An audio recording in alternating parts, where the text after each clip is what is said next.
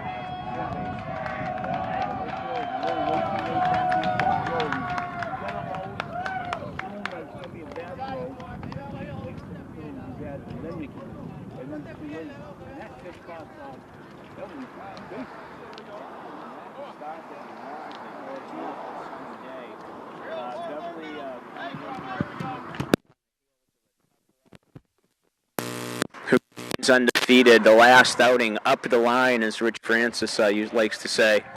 Beverly held a 3-0 lead, but 4 runs late for Gloucester were able to give them the victory.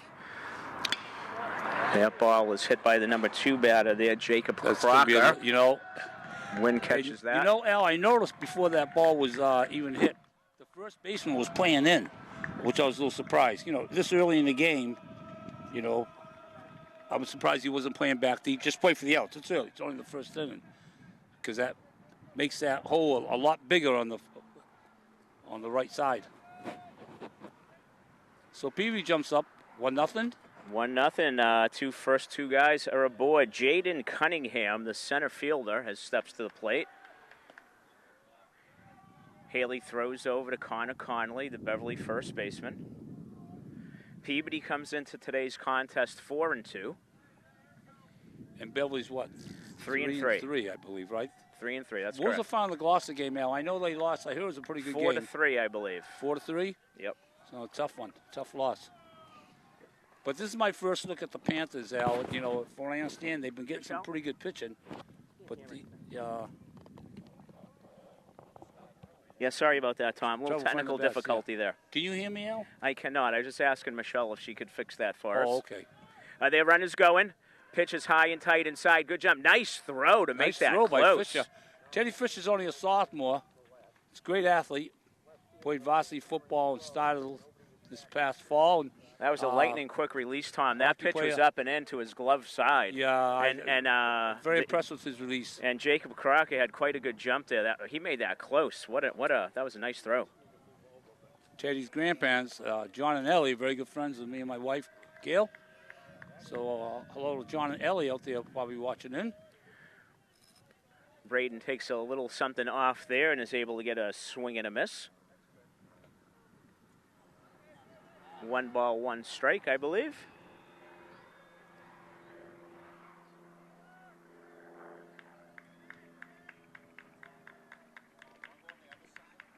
That ball just outside.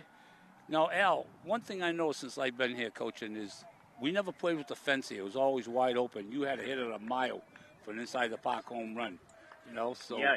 It's but looking back, if we had the opportunity to put the fence up, I like to think there would have been years we would have put the fence up. Yeah. And would have been years there's no way. Yeah, right. We're putting it up.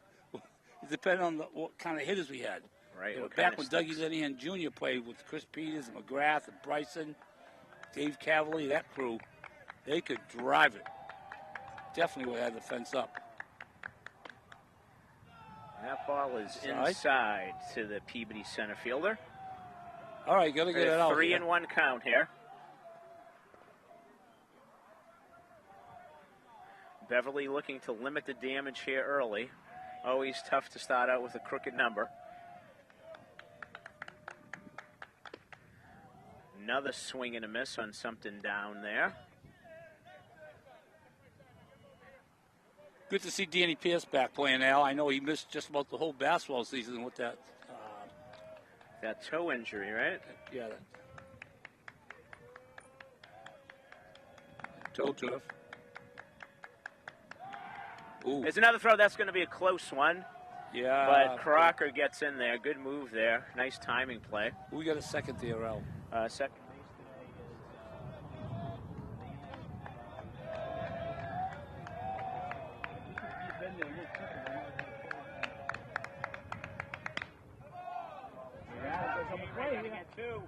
Beverly loves that right there. Huge play. It's going to get him out of the inning.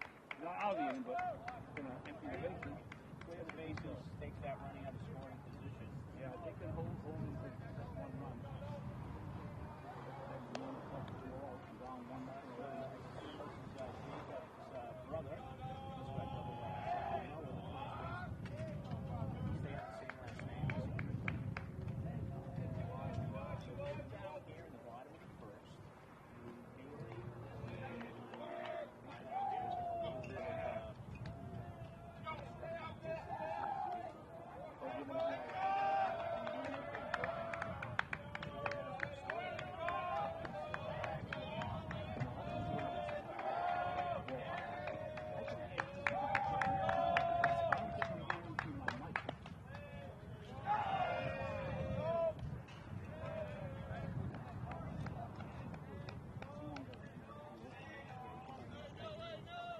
Was Mr. Rick Francis became a surprise?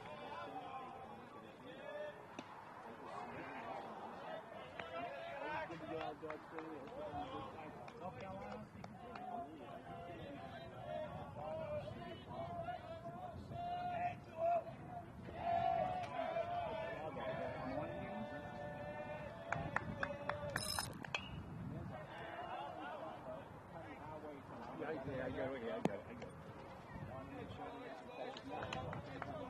I got it. It's funny, everybody goes heads up, and the first thing they do, everybody's head down.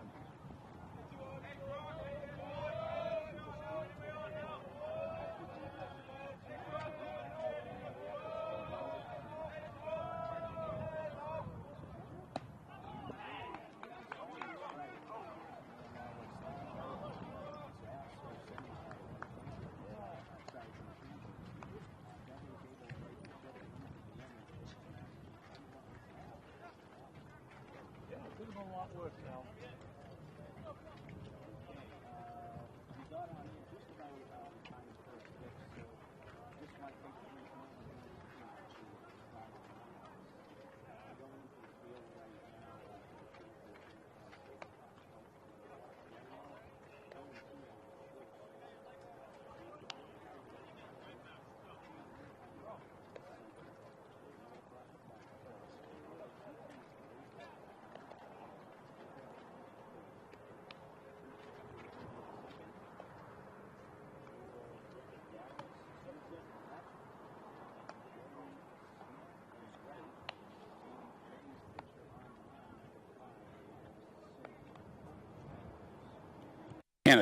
Tanner, sorry.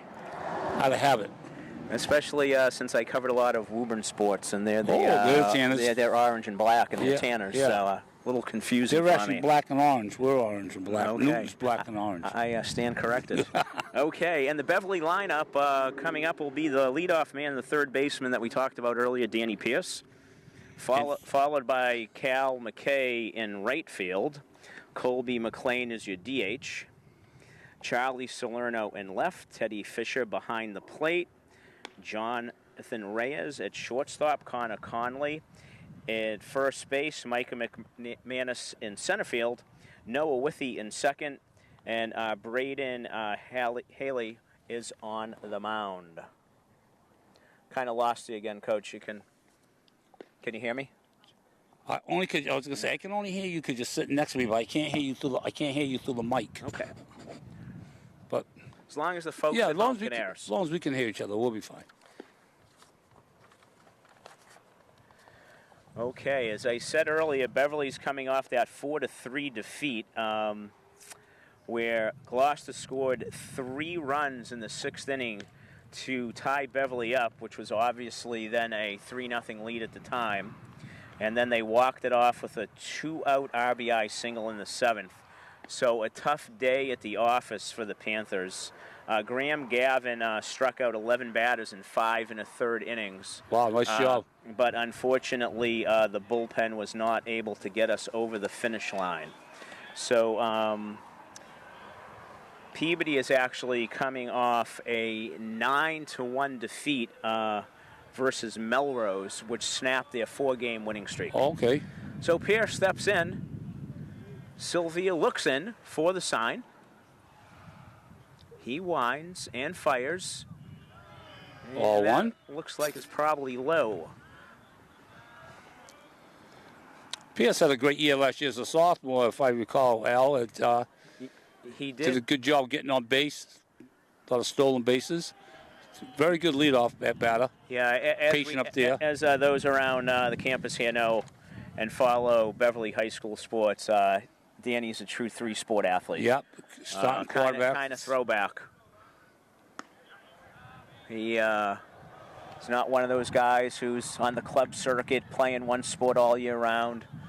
Football, basketball, baseball, and well above average in all sports. Well, it's going to be great to see him back in the lineup for basketball because they've got just about everybody back next year. I'm really looking forward to next basketball season. It's a bounding ball up the middle. Oh, got the Sunday hop for him. And a bad safe throw. Throw took him off. E4. The second baseman, Luke Maglione, doing a nice job with that hop to his backhand, but didn't quite get his feet under him. And Peabody repays the early favor as Danny Pierce reaches on an error. That'll bring up your right fielder, Cal McKay. Big lefty's been playing some first base earlier in the year in right field today. Who was catching before Fisher today, Al? The last game we covered, Tom, ironically, this is only the second home game was for McKay Beverly. The catcher? No, you're thinking of his brother. Who graduated? Jonah Bellew. Actually, okay. Jonah Bellew caught the game against Winthrop. Oh, this is okay. Which is the only other one we've covered. I got you. Okay, so McKay. Griff McKay is actually even older than my son Ian. Okay. He graduated with Rich's son, Griff Francis. Okay. So that makes Griff a junior in college this year. Imagine, I can't believe that. Yeah, it goes fast, that's for sure. But unlike his brother, who's a righty, Cal is a lefty. So he's a first baseman. I think he does some pitching as well. Ball's way outside. Way outside. Yeah, he's having trouble finding the plate early on. Beverly looking to scratch that one run back and get even.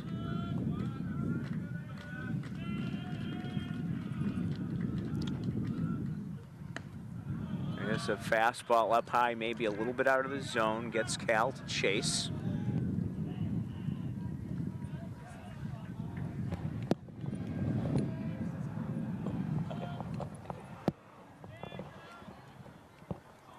I like the idea of the lefty up bat in second here, Al. You know, I always used to, in this situation, square around the bunt, hope for the first baseman's a charge, and so the second baseman goes, yeah. Yeah, and then you get shortstop coming towards second. And if the third baseman is slow coming in, you can drop it down the third baseline line. That was a big strikeout. Colby McLean up next, the DH today. From my vantage point, that looked a little bit high, but that's a strike, top of the zone. Curveball broke down. See if Coach Cahill sets Danny in motion here or not. There's a ball hit inside out swing. No, hung too high. Yeah, wind held it up there. Good contact.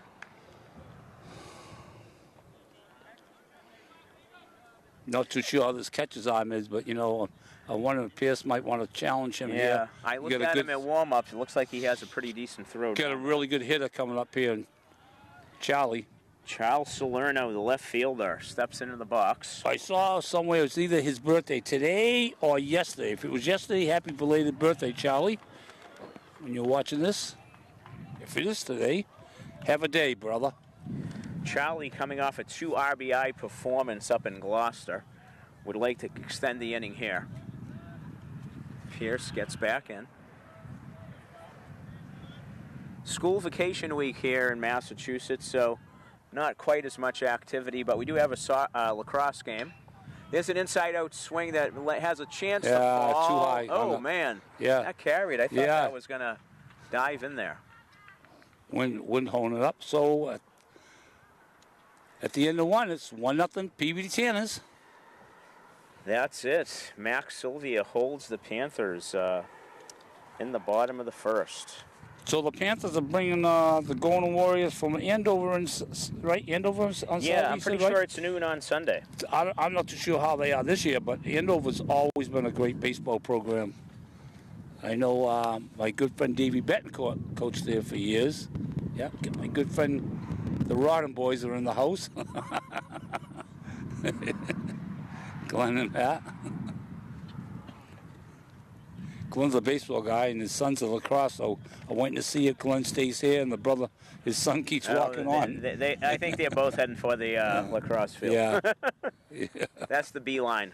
Yeah. Maybe station themselves to look at both games. Well, yeah, if I know Glenn, he'll go right down along that fence there where you can see both. Glenn was a hell of an athlete. Played on 1976 Babe Ruth state champs. Well, Mike Levine was one of the few 14-year-olds. He was our #1 pitcher. Glenn Rodding. Mark Beretti. Brett Beretti was coaching at Columbia. Yeah. His older brother Mark was on that team. Bobby Michelle. Bobby Kenny. Tom, that's why we have you here in the booth for a little history. Did you know I coached at Peabody one year, baseball? I did not. Yeah, so Dougie Linehan's last year was 2001. And I actually got opening day tickets for me and my son. First time opening day in years. And I get a call from Peabody that Nizitelsi was taking a year off to have a back operation. And Tony Pacello was going to take over for a year. And they were looking for someone to help out Tony. Long story short, I went over to Peabody for that year.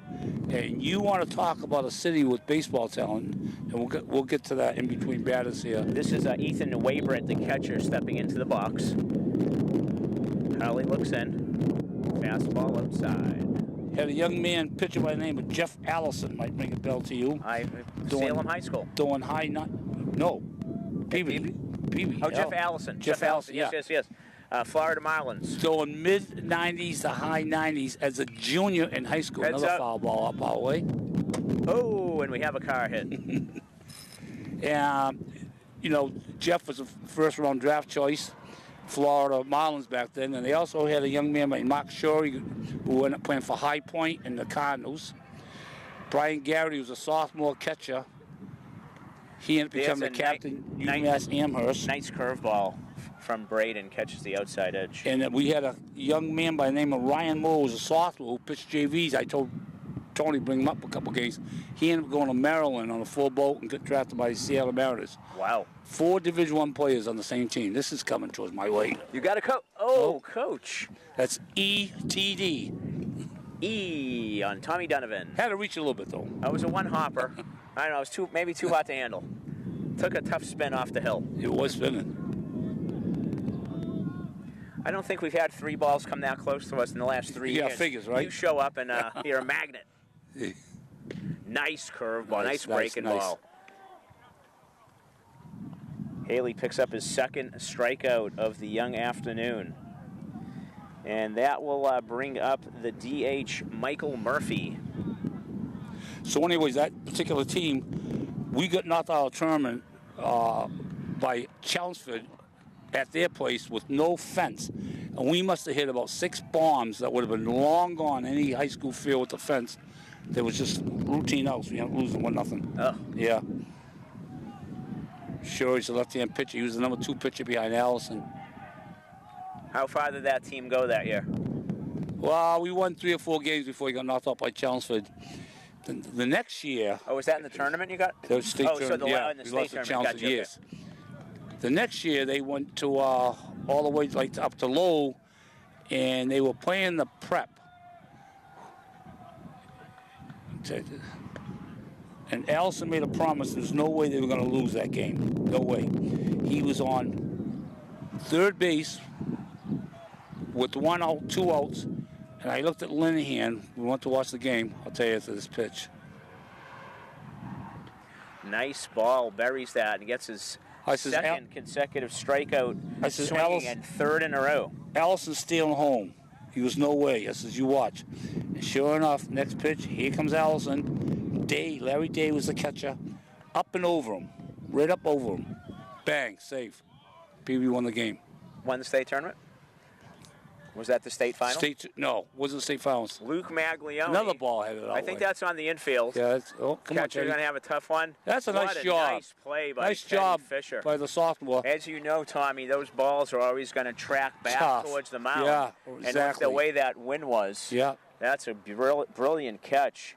And as a coach, 1, 2, 3 innings. That's a tough thing to get down to, Al. Hitting a pop-up, you're doing field, you try to hit one for the catcher. Yeah. That's you got to hit at the bottom. That's a skill. Yeah, you got to hit lower to the bat, lower part of the bat.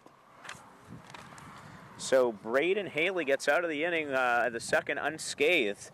Going to give his teammates in their sticks another chance to even things up. So, by the way, Al, I got to tell a quick Doug Linehan story. We're playing Winter Pier. And it starts snowing. We're winning. And all of a sudden, Winter's coming back. And, it's like the top of the 7th.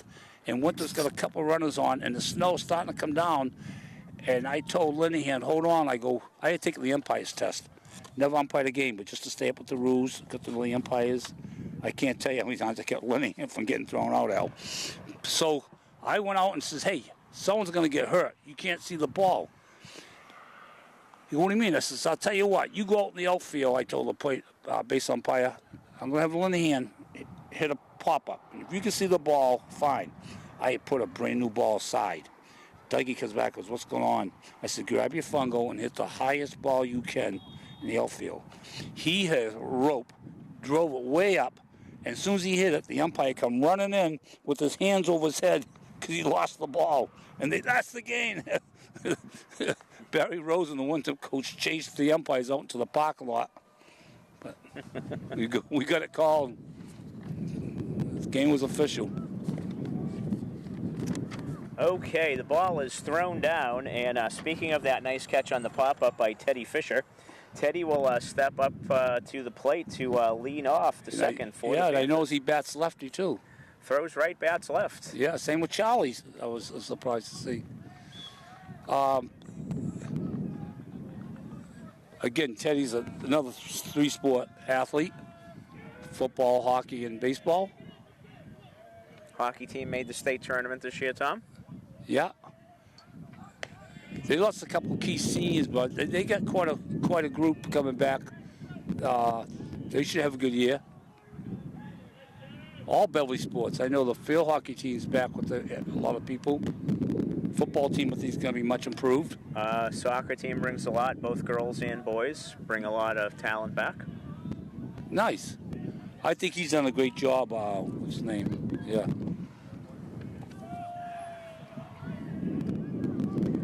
All right, I got 2-0, I think, according to the scoreboard in right field. Unless a pitch was missed. 3-0, sorry. And he got a strike there. Up in the zone, gave him the call around the letters. So unless something went up on the wrong side of the scoreboard, I get 3-1.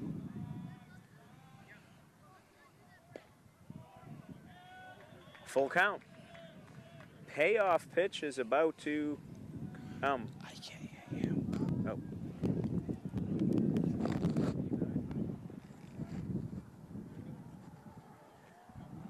Sylvia looks in, he winds and fires. Fisher follows that off. Another one, not as close to us, off to our left. But if that's the way it is, that's fine. As long as I can still hear me. So I'm not sure if it's our first, but we definitely have a quad coming up here. Going to be seeing his 8th pitch. And he calls that a strike. High strike, looks like it's in play today, Coach. At least from my vantage point. I used to tell the kids out, don't ever let the umpire take the bat out of your hands. If it's close, swing the bat. Well, I think you need to also, establish where that strike is. So if today it's going to be high. Yeah, you got to pick up early. He's calling as you know. High, low, both. as you know, the best you can hope for as a player to just have a consistent strike zone, right? Exactly. So Yeah. you know that you have to go at the pitch that you might think slow, but you know what? Today it's a strike. You know, the letters some days maybe is a strike. It should be. Some days it's not. You just never know. Oh, there's a nice curveball. That thing nice broke deuce. sharp and broke late. Caught the inside corner. I always noticed the catcher's arm going down a second, by the way, to start the Pretty good, right? Yeah, it looked like, it looks like he's got a nice arm there. It's a foul ball. Which I explains lost why that. Pierce wasn't running. And then again, we don't know if that toe's still bothering him. I still don't think he's back 100%. Geez, we really did look out today, Al, Ooh. weather-wise, you know?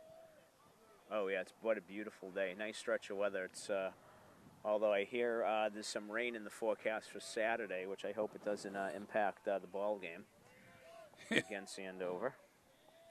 The rain has created havoc with the girls' softball schedule. There's a big lollipop curve again. Looked from up in this vantage point, a late breaker and high, but yeah, nice. He's got nice deuce. The one guy who counts says it's a strike. So Beverly has taken a seat. Their first two batters looking. Top of the inning, Peabody's first two batters went down swinging. So we get a lot of Ks right now moving this game along. And up comes Connor Conley, the first baseman, one of the Beverly co-captains. Remember Jeff Julin? I do indeed. We beat Julin's Memorial Day weekend over in Salem. We always play him last under the game at the end of the season. There's a nice curveball drops in there. And we ended up beating them 1-0 on a suicide bunt. But during the game, Peter Avila, second baseman, had a fastball coming towards his head.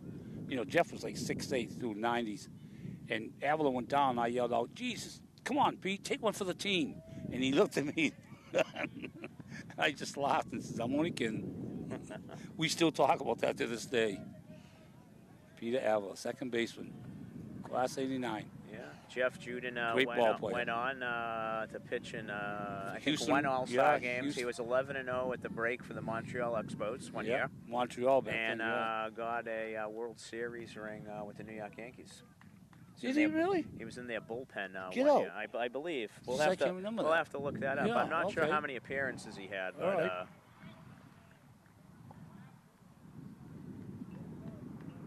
Where are we in the lineup here, Bill? This is Connor Conley, the number 7 batter. Okay. Has a 2-ball, 1-strike count. Connor looking to start something here in the bottom of the second for the Panthers.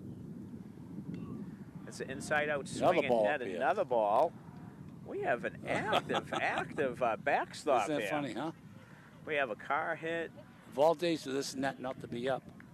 Oh, is that what's missing? Yeah, see it? There's no net here, right in front of us. Oh, well, there you have it. I didn't even notice. The net's in a little disrepair. Connor gets under that. That's going to be high on the infield. Third baseman's going to grab Third that. baseman camps under that and makes the catch. Al, they must have someone working on that scoreboard because I noticed it says 2 for the inning. Let's see if they switch it to 3. So if they're working the balls and strikes, I don't think we can. I can't see it from here. Yeah, they just went to the third inning. So we'll come to the top of the third. Okay, wanted to just have a little bit of a promo here for BevCam. To all those Panther fans out there, did you know that BevCam offers discounts on workshop for members? You're able to learn video production, podcasting, social media content creation, and more. Non-members can join workshops too. Visit bevcam.org to sign up or learn more. Any questions on BevCam? Also able to get those answered via email by emailing Amanda at bevcam.org.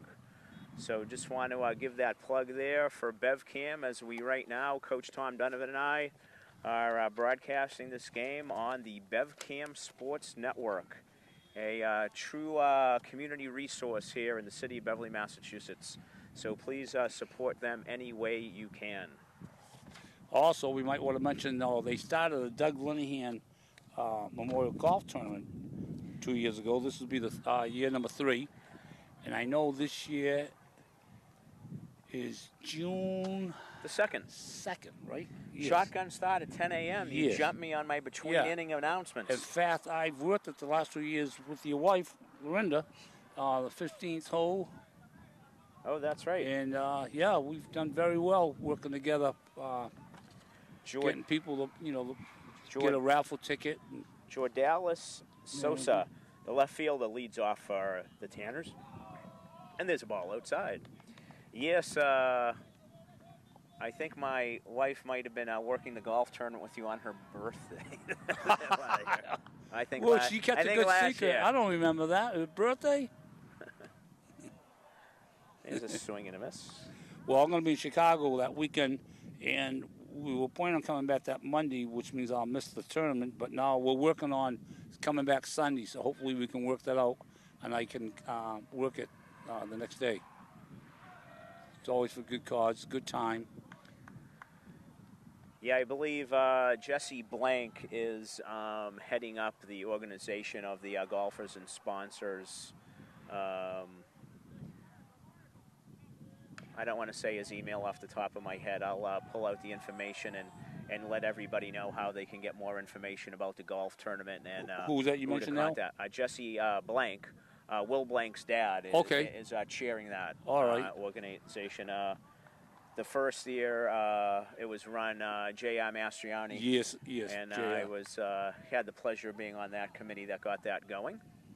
Yeah, Ian was playing. That was his senior year, right? It was indeed.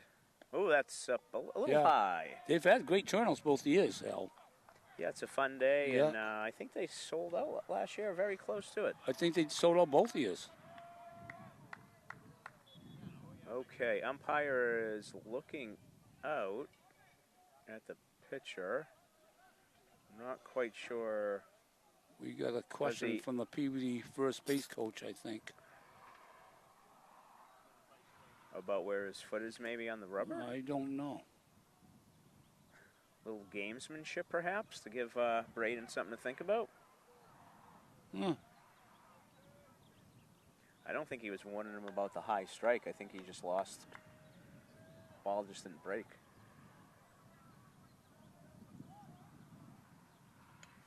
That ball's fouled straight back. And we still have a 3-2 count. Can't tell if the crowd's still coming in for here or they're going to the lacrosse game, but I noticed there's a lot of people in the stands, which is nice to see the stands being used, by the way. Yeah, that's a great addition. Had some night games in the fall. Yeah. And he got him. He buried that one. I'm going to go home and watch that one. It looked like that was down around the knees from up here. But so got him looking, and Braden records his 4th strikeout here after 2 1/3 innings. Yeah, he settled down nice. He settled in. Well, he's only given up to 1 hit, right? Oh, 2 hits. The first 2 guys reached a hit and an error and then a hit. So the first 2 batters reached. There's a slow rolling ground ball. Reyes charges it up. That's a great play. What a great play by J. Ray. Great play. I agree, Coach. That is not an easy play to make. He got a great jump on that, fielded that, got all his weight on his backside, and made a nice strong throw on the run. A beautiful play, and that was Joey Smith, the right fielder. And this brings us back to the top of the order. There's some great shortstops go through this program, Al. Jeff Andrews being one. He played down at Davison with Brett Peabody and got drafted by the Arizona Diamondbacks. And Jay Gelwick was another good one. He was a shortstop the year we beat Juneau 1-0 on that suicide. What a game he had that night. Best high school game, Al, I seen, beating Juneau 1-0 over there Memorial Day weekend. And Beverly Swanscott hooked up. Chris Peters pitched for Beverly. And Dave Howell from Swanscott pitched and went 12 innings. Peters had 19 strikeouts, and Howell had 26 strikeouts. That curveball catches the inside corner for another called strike. Linehan's kid led off one of the innings late. I don't know, 10th, 11th, with the triple. And all he knew was a sacrifice fly, and Cavalier was Dave Cavalier. Just the kid you want up at the plate, and he popped up the shot. There's another ball up high with an inside-out swing right at McKay, Nice quick 1-2-3 inning. Another one. Nice job, mate. So after that double play, Braden Haley has yet to allow a runner. And he is giving the Beverly High School bats time to get that equalizing run up. Micah McManus, the center fielder, will lead off, followed by Noah Withy, and then back to the top of the order with Danny Pierce. So hits are at a premium on both sides right now. Beverly looking to get back in action here and get this square on a beautiful day here at Brother Roberts Field. Haven't quite seen much action yet. I'm not sure if the lacrosse game has started yet, but if we get any updates on that, we'll be sure to pass them your way. Max Sylvia heading back out to the mound for his warm-up tosses. Was taking a look at the standings as well there, Tom. Here in the Dunn division where Beverly High School plays, Gloucester remains undefeated. 5-0 in the league, 7-0 overall. Danvers sits in second place, 3-1 in conference play with a 4-2 record overall. Beverly 3-3 both ways, having not played any out-of-conference games until Saturday will be their first one, as a matter of fact. And then Saugus at 2-5 and Masco 1-4. Over on the other side, where Peabody plays in the Lynch division, Swampscott, who earlier in the week beat our boys in a continuation game that happened on Saturday of last week, a game that was halted by rain earlier in the week. Swampscott knocking off Beverly 9-6. Swampscott now sits at 4-2 in the conference, 6-3 overall.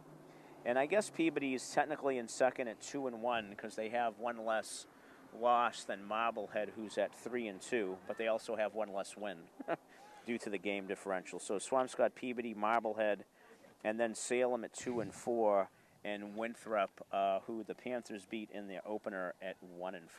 Now, Al, how do they determine what's the Lynch division and whatever? Doesn't it change every year? Is it me? Yeah, I think that Gloucester swapped with Marblehead this year, I believe. I always thought the five biggest would be one, and the five smallest.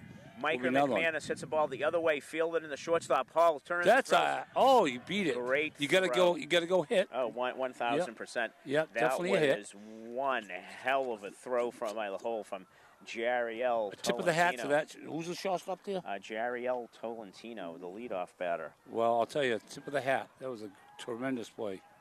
So we got that was the number 8 batter for Beverly. That was Micah McManus, the center fielder, who. So there goes the no-hitter. Could we see a bunt coming up here, maybe, Al? It's We'll too early see. in the game, third I inning. don't know. I don't think it's too early. If Beverly's been struggling with the bat, could be a call for bunt. Let's see here. Especially there with it the is. 9 batter. Okay. Good job of laying off of that up high. Secret to getting the bunt down is keeping the barrel of that bat high. Got it. So butting the ball at the top of the strike zone is probably the hardest pitch to bunt. So you got to just make sure you're not going for anything up around your chin. You know, Al, I love talking baseball to a baseball guy like yourself. Will you please explain to me why Major League players still slide head first? I never understood the head slide, because a lost art is a pop-up slide. If I had a kid, Mike Cronin, play for me, even back in Babe Ruth, he would do the pop-up. In the bad throw, he was off to the next base, you know what I mean? Yeah, right. Once you dive head first, I've seen people break fingers, break their hand, because the base, especially at the high school, the bags are in the bag. They don't move. They're not movable. Oh, there's a ball in the dirt. He's going to get him. Yeah, he got him. I told you that catcher had a good arm. Yeah. That's a huge, huge out. Well, he got hit away here now. Well, he had 2 strikes on him, so... And that ball being in the dirt, we got a little scoreboard malfunction, but I believe there were already 2 strikes on him, both called. So I kind of took the bunt out of play with 2 strikes, Tommy, and with the ball being in the dirt, I didn't really see the jump that Micah had. But that is quite the arm, and there's a strikeout looking. So Another. all of a sudden, what looked like a promising start to the inning with the first hit and a leadoff man on, quickly goes to 2 outs, brings up Danny Pierce at the top of the order. Now, how many strikeouts is that looking? It's got to be at least 3 or 4. That is 3 of the 4 are looking, and we all know what Coach Cahill feels about looking strikeouts. Yeah. Well, any coach. It doesn't make him a lot of happy. Yeah, no, any coach. Okay, Pierce is up, a second at bat, swings at the big curveball, gets a little piece of it. Danny reached on an error to start the game for the Panthers. Put the ball in play.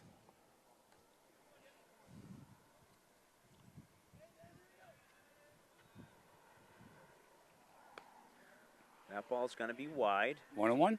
Pierce gets even, 1-1.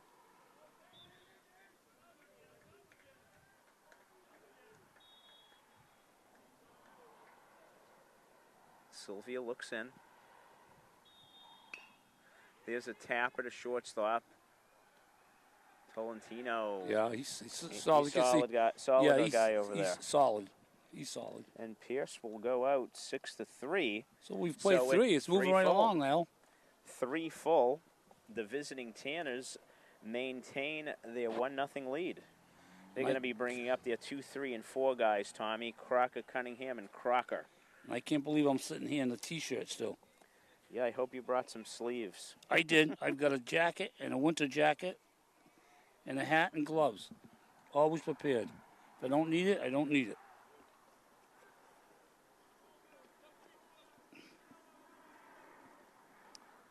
All right, let's see if we can get some information on the Coach Linehan Cup. I think, okay, so registration is now open, as you said. Thank you. The URL for this, if you want to get more information on it, is www.bhsbaseballfundraiser.com. You can go there, see about sponsorships, registering yourself for a fundraiser, for sponsorship. Registration sheets, like I said, are there. The Coach Linehan Cup will kick off at a shotgun start at Beverly Golf and Tennis Monday, June 2nd at 10 a.m. with registration starting at 9 a.m. If, Coach, you make it back in time, they'll probably put you to work at 9 o'clock. You can also get more information by calling Jesse Blank at 917-406-3312 or emailing him at Jesse Blank, Jesse Blank, BLANK, at gmail.com. Okay. Well done, Al. Here we go. Good little plug. Okay, first pitch is fair slam. Ball. Nice dive there by Connor Conley, but the smash by Jacob Crocker gets through and underneath him for a leadoff single here in the top of the 4th. Crocker wasting no time hopping on the first pitch. And the Tanners have their first runner since the second batter, since Jacob Crocker was on the base paths, ironically. Okay, Jaden Cunningham steps to the plate. Jaden's the center fielder. He hit the ball over in the air to Jay Ray, who caught it and made that double play. Line drive, soft line drive. Yep. And able to double up the runner on second. Braden keeping him honest, throws over. We have, actually, I think Jacob did have the stolen base. So we can see him going again. There he goes. Ooh, he doesn't go. Ooh. Looked like he was going as yeah. He drew the throw, Good. That's for sure. Yeah, he drew the throw. Throw was strong, but wide to the left field side, so maybe he wishes he did go. But let's see. The cat and mouse game is on. That kid's coming way down. We used to run a play called Milwaukee with the first baseman when he comes about with charge full steam ahead. The second baseman snuck around for pickoff play. I love that. Should move over. Be interesting to see. I might also call with a right-handed batter for a quick throw down, too. Yeah. Because that lead, if he's not going, is, especially after the pitch, is way out there. As a matter of fact, Beverly High School, Al, had a catcher back in 1965, my junior year. Dickie Walsh was a quarterback on the football team. He is going this time. There's a ground ball. Conley fields it. Good job. Good job. Nice piece of hitting by Jaden Cunningham, Tom. If you're not bunting, he's not stealing. As you know, you want to hit that ball to the right side get him and over. move him over. Did So the a job. nice play all the way around and well fielded by Connor Conley. So the Tanners now have a run in scoring position, and Noah Crocker, the first baseman, comes up. Noah went down by victim of the K in the first inning, and Braden would certainly like another one right here. Dickie Walsh, the catcher, my junior year, he threw kids out from his knees. What a cannon he had. He was quarterback on the football team. Beverly never ran a pass the ball back then. They had a kid by the name Dave Tomio in the backfield. It was like trying to tackle a Coke machine that could give you a straight arm. Dave was one of the toughest kids. I'm serious. Dave played down at the University of Tampa, played in the Tangerine Bowl. Who's a big lineman for Oakland Rays back there? John Matusik, was it? Yeah, defensive lineman? Yeah, remember him? He played with Tomio There's a ball at Tampa. popped up. It looks like it's going to there. be McKay coming in. Yep. He takes charge, makes the call. No. Immediately It's gets a cut. it in. It's a cut. Ooh, that could have been dangerous. See, someone's got to be yelling there. The shortstop, has that play. No goal, no goal. Yep. So now Yeah, I mean, he wanted to get the ball in quick. He just needed an accurate throw. But yelling to him, again, communication. He yells, no goal, no goal. He knows he doesn't have to throw the ball from what he just did in the air to third. That could have gone, I think he just missed the cutoff. I think he was looking for the shortstop, to be honest with you. Yeah. Ethan Waybrett, the catcher, is up. Also a victim of the K last time. Got him! Ooh, boy, that was close. I thought he had him, Al. We both should be out there umpiring, Tom. We would be in the dugout by now. Well, he's got a better angle. He's about 10 feet away. Oh, that's very kind of you. We're almost across the street in Herrick Street. Okay. I'll see, does Rich bring you snacks like this? No, he doesn't. I'm afraid to eat on air. What do you do, tip your microphone up? Oh, chewing in the viewer's ears. You're a seasoned veteran. I'm a veteran, man. But that's why you went with the Mounds, because there's no nuts. You can't go go with the Almond Joy. Too much noise in the microphone. Now you're getting it. Scoreboard is having some technical difficulties, blinking on and off. And there is a fastball buried in a swinging strike. 2 down, 1 on here in the top of the fourth for you just joining us. The first batter of the game reached base for the Peabody Tanners, came around a score, and so far that's our only run of the game here in the top of the fourth. Haley misses high. And Al, I did notice, I believe this is the beginning of a 6-game homestand. Beverly, I believe. It makes sense. They played five of the first 6 on the road. Yeah. So. They got 6 games in a row, counting today. You hear that, Dom and Rich? Warm up your vocal cords. There's going to be plenty of baseball to be talked about. Obviously, our colleagues Dom Lorenzano and Rich Francis are unable to join us today on this beautiful spring afternoon. Ball's low. Good stop by Fisher. Keeps it in front of him. Keeps Crocker at second. I think it's 3-1. I'm not sure. First base is open. The DH, Michael Murphy, awaits in the on-deck circle, waiting his turn. Braden looks in, gets his sign. He throws, and that ball is outside, and he has issued his first walk of the afternoon. Good job by Fisher back there, too. That pitch was starting to tail away a little bit. Okay, it looks like we're going to have a pinch runner. Now, they have this in high school baseball. I know in softball today they put a pinch runner in. I think they do. This is number 33. Could probably call a courtesy runner, probably, right? Coming in. We're going to see. I think so. You can... Got to get my Peabody roster out here, where I have seemed to. Number 33 is Jace Jean-Pierre into run for the third. He's running for the catcher. So I believe that is a courtesy so the catcher can get ready and to speed the game along. I believe you have that See, courtesy. I don't buy that. If he's capable to play the field, he should be capable to run, you know? Well, I get that. Again, I'm old school, I know. I think it's a speed thing for the gear, so he's ready to catch. That would make sense. That's why I think they do it, not Even if there's still not no like outs? when I play and you say, okay, who got a courtesy run it today Yeah. because you're too old to run around the bases. Or injured, whatever the case may be. Okay, quick trip out there by John Cahill. Probably just having a quick word. What do you think, Tom, just to settle him down after the that's first all. walk? We got 1 out or 2, just one, Two I down, think. two down, Is it two 2 away. outs? Yep. It Another was the play at ground first ball base? and then the fly ball to right field that you didn't like him missing. Oh, the that's cutout, right. man. That's right. Okay, yep. Oh, he gets a swing and a miss on a sweeper. Wow. He's starting to miss outside now. Yeah, I'm not sure, Tom, with the guys being on the road for 5 of the 6 games. I don't know how many innings everybody's worked, and he certainly looked good today. I don't know how deep he's going to go, and unfortunately, we fell down here in terms of counting pitches. But I don't feel like he's thrown that many. He's had some quick innings. You know what? We didn't do the pitch counts, did we? We did not. As a coach, we always make sure our scorekeeper, we always had a manager, and it was always big on that. And pitches were counted, obviously, and very big. You see when it start getting up high. He needed that strike.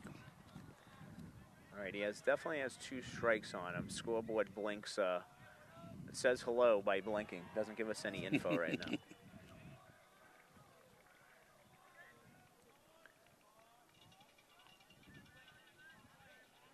Two on, 2 outs. Haley looks in. He delivers. Big curveball. Oh, I thought he got the outside of the plate, but I guess not. He didn't miss by much. Did not miss by much. Let's see. If it's 3-2, though, yeah, it's 3-2, 2 outs. Both runners should be going. This would be a great time to step inside and throw to second base.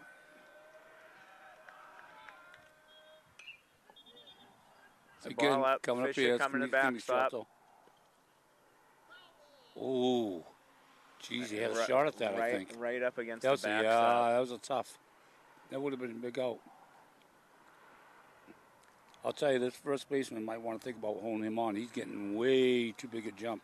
He's going to score on a gap shot. Yeah, this would be a great time if they had a play with 3-2 to have him sneak in. Yeah, look at this. See how he's coming off? If Connor goes right now and let him come to the set, and if he went right now, if they had a play on, they'd have a really good chance. Yeah. You know, Al, my third baseman can always see right across the diamond. We had a play when the pitcher Fist came in to the the belt. glove? Yeah. Just we had that play in Malden Babe Ruth, Tom. Yeah, third baseman just hit his glove, and the pitcher would turn and throw. You know, time play. We picked up more runners off first on that play. Ground ball to Pierce. He throws it it's over. It's a tough throw. He got away. Okay. It's in front of Conley, and he doesn't know where it is. Connor tried to dig it out, bounced off his glove and forward. Unable to dig that out, and the end result is a unearned run for the Tanners. Did he? That play happened so quick. Al, did he not have a play at third the way the ball was set? He did not because the runner was going. The runner was going, yeah. And the runner was going. And the runner on first had a huge jump. Yeah. So I doubt he. I think that was his only play. Well, unquestionably, that was the play. Yeah. Just made a low throw. That brings up Luke Maglione, the second error on that. baseman. I take it. He popped out to the catcher last time. So unfortunate there for Braden. That'll be the second Panther error on the day. I guess that makes both runs unearned, Tom. Both unearned? Yeah, that's unearned. Because the guy who hit the base hit wouldn't have been on third and wouldn't have scored. Right. On that little single, I don't think so. Yeah, that was an E5 all the way. Braden looks in. Beverly trying to get out of the inning with his little damage. That ball is high. Pierce is going over towards the dugout, but it lands on the roof. So a new life there for Luke Maglione.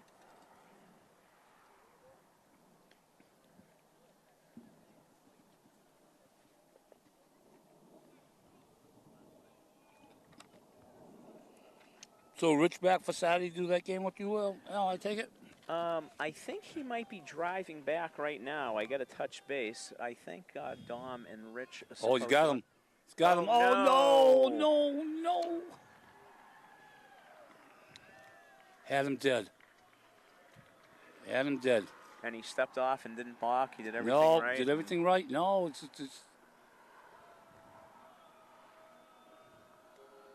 yeah, he knows it. He's upset at himself. For good reason. It happens, you know. Yeah, you got to get this out right here. It's 3-0 now. It's only the 4th inning here. Yeah, plenty of baseball to go. Just got to kind of Long settle way to in. go. It's tough to do when you have a couple of hiccups, but let's see if you can have a short memory. There's a nice swinging strike.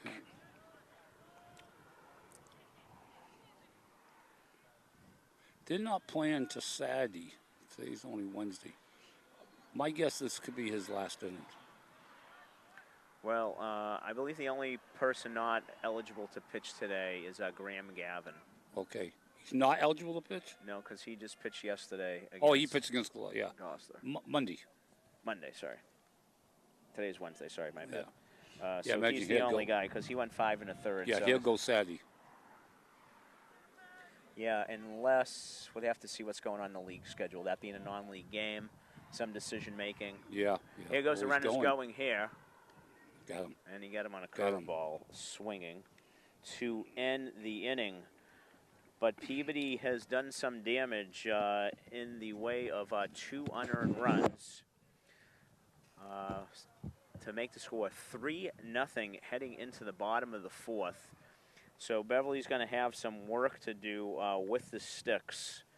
And coming up for Beverly will be the 2, 3, and 4 batters. Cal McKay, Colby McLean, and Charles Salerno.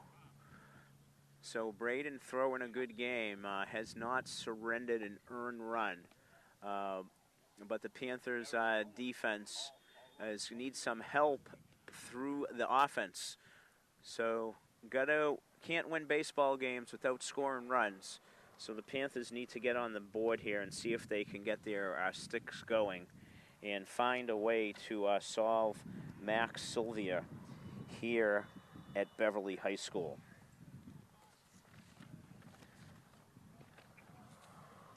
Breeze is picking up a bit here, or at least getting a little cooler. I can feel it blowing over my shoulder from the ocean, Tom. We'll probably make it a little bit chilly for afternoon beverages on the deck at the Jubilee Yacht Club with that wind coming off the ocean. That's why I just threw my first jacket on. I can't believe I was in the T-shirt only up this long for this game. But definitely getting a little cooler. Every time I look at the lacrosse field, they're not playing. I know. Yeah. I think it's probably halftime because they've been playing for a while.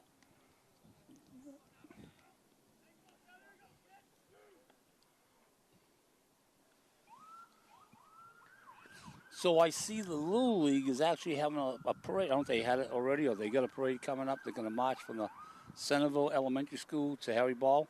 The Little League? Is that what you're talking about? The Little League My parade? heart was, Beverly Little League. Yeah. Ever since I was a kid, going back to the, 50s, they had a Little League parade from the Beverly Savings Bank, downtown Beverly, on Thorndike Street. Yeah. Thorndike. And you marched to Bessie Baker. Right, yeah.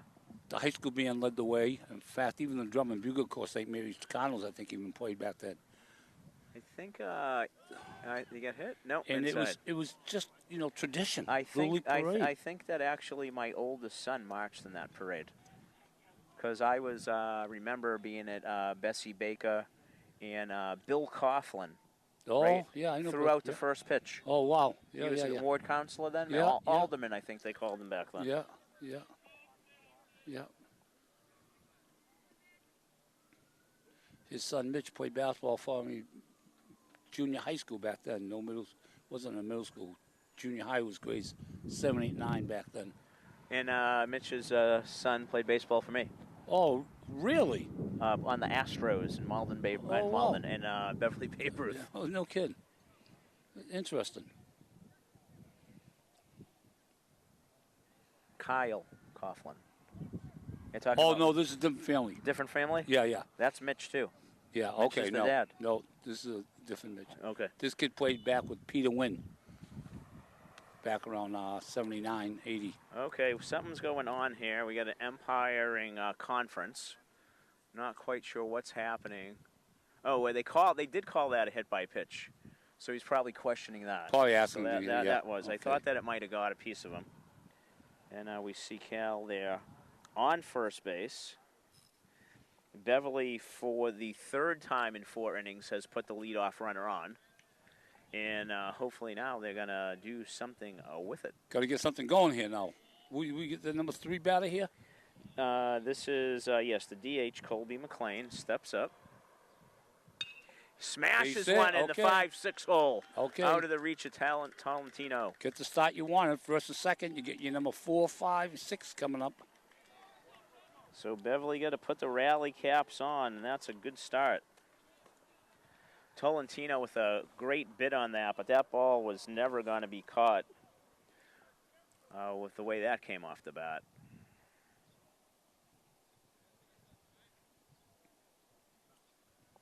And that brings up Charlie Salerno, the left fielder. I met him over Ball Playground one day. We got to talk, and I heard he was a very good baseball player, and I gave him a couple of Jeff Allison stories. He was like in awe just listening to the stories, you know. All right, ball outside. Nice family. Great family. Yeah. His older brother, Max, played for me on the Little League White Sox. And he got the Governor's. Max, there's a ball hit inside out and foul ground no. off third base. And that's caught, so that is the first out. Oh. Max actually picked up the win on the mound when we won the City Series, beating the Giants. Oh, nice. And Max is now playing baseball at Ithaca College. Okay. Did he go? Was it Governors he went to? Yes, he did. He played football and baseball there. Okay. Football too, huh? Yes, he did. Where did he play in football? What position? I'm not sure. Teddy Fisher, the catcher, is up. First pitch again's outside. 2 on, 1 out in the bottom of the 4th here for the Panthers. Here's where you want to see a line drive down the left field line that's slicing towards foul territory. Picks up the outside corner. Beverly has a reputation of stealing third a lot. The shortstop is keeping Cal McKay close.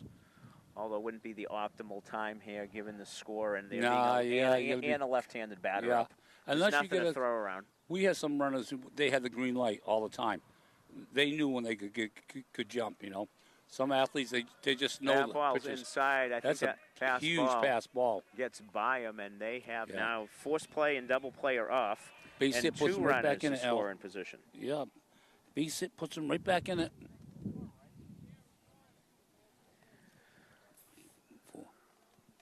So I think they want to say that the ball hit him. And if it did hit him, he'd be on first with bases loaded. But I want him hitting. I don't know why Peabody would want a hit called on that. No. Batter. Still be on second and third. Now you see the infield's playing in here, Al. 3-0 in the 4th inning. What do you think, Tom? I might play if I was calling the shots, I might play the middle back and the corners in. Just call it. I get them. I'd be playing the middle infield's back.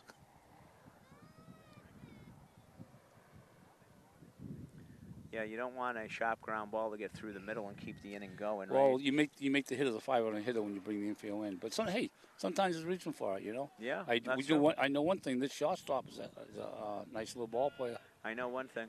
Coach Betancourt has coached more high school baseball games than I have, so. Yeah, I don't know about you, but. Mark's a great coach. Mark does a nice job. That's the great thing about baseball, Tom, you know. The strategy of it, the second guessing, I would do this, you do this. Makes it such a great game. Speaking of second guessing, we're going to talk a little about Freddy's. Remember the old Freddy's on Ran 2? Yeah, I do. Now picking up. There's a Yeah! Fair ball. There is the infield. Come on, playing send in. him. Send him. Yeah, there we go. Back of the game. We're going to have right there. Great yeah, job. Nice job. Teddy Fisher gets an inside through. pitch and lines it between the first baseman and the first base line in the right field and scores 2. So a 2 RBI knock here, and the Panthers are right back into it 3-2 here in the 4th with 1 on and 1 out. Now, we talked about we would have had the Connors playing in either way. And now I think even if he was back, that was right down the line. He would have been playing the line to have that. Yeah. Up comes Jonathan Reyes, J-Ray, shortstop, victimized by the K looking in the second, is looking to get that bat going and keep things moving along. Nice breaking ball. Juice. Yeah. As we see that active arm. Teddy, you're not going Waybert. anyplace. Waybert throws behind him, showing Got to be off cool that down arm. there, buddy.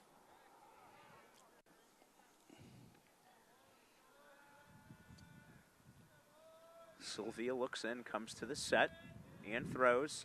Another big looping curveball. It's almost like he was sitting on that too, Al, huh? Yeah, he got a piece of it for sure. He wasn't fooled by it. No, he wasn't. Just kind of almost swung through it. No, I think he was sitting on it. All right, what do you do now? Do you come back with another one, or you go fastball away? What do you do? I'm going offensively, you want to just put the ball in play. Well, I'm the pitcher. I'm going fastball away. That's what I'm going. Another strikeout. How much you got now, Al? Let's see. Let me get out my abacus, coach, and I'll let you know in a minute here. That is the 5th strikeout. It's okay. So with 2 away, Connor Conley comes up in what is now a 1-run ball game, as it was entering the 4th inning.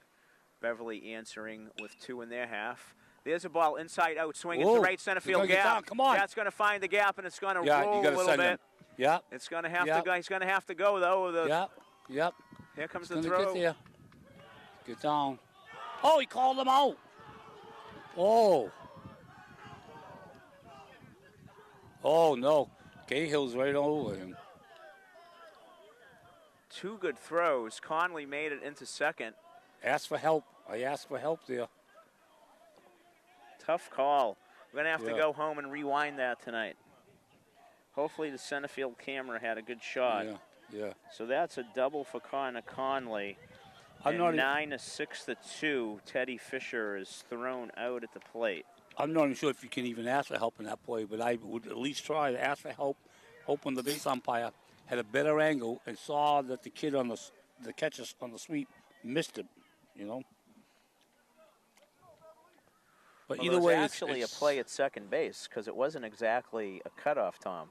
The throw went for an attempt. So the base umpire is looking at that, calls him safe.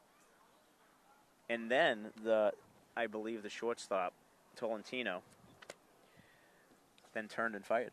Jeez. Big call. Well, again, we've only played 4, so we get 3-4 innings to go, down 1. Down 1 is a lot better than 3. We got ourselves a ball game today. Yeah. That is for sure. Braden Haley back out there for the 5th inning. And he will be facing the 8-9-1 batter in the way of the left fielder, Jordalis Sosa, leads off, followed by the right fielder, Joey Smith, and then the often-mentioned shortstop, Jariel Tolentino.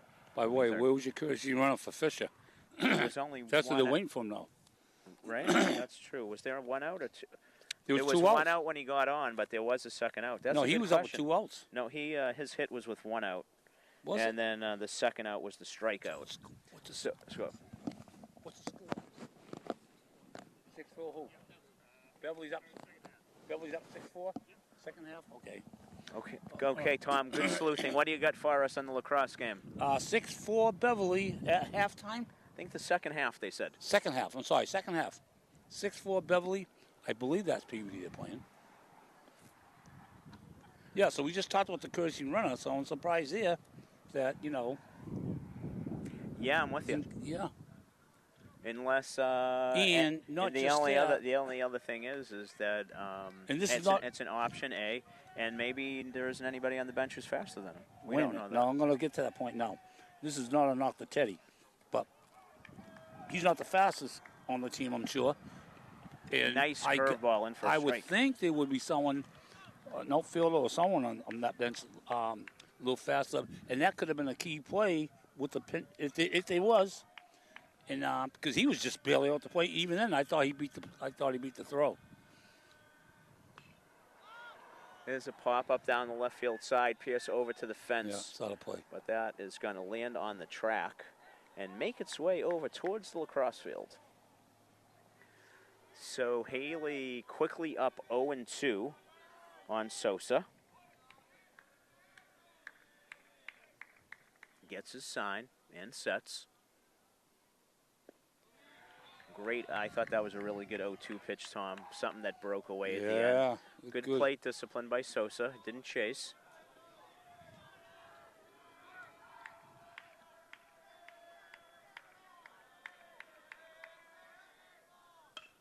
It's a ground ball to Pierce. Nice job staying down.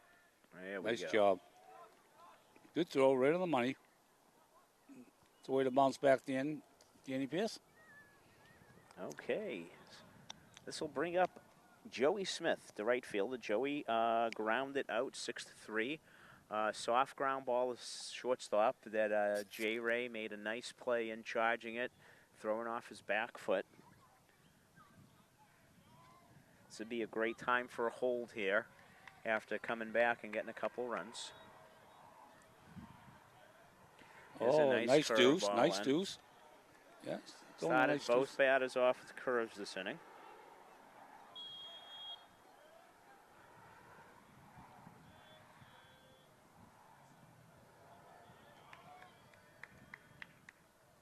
Another big breaking ball. Again, an 0-2 count.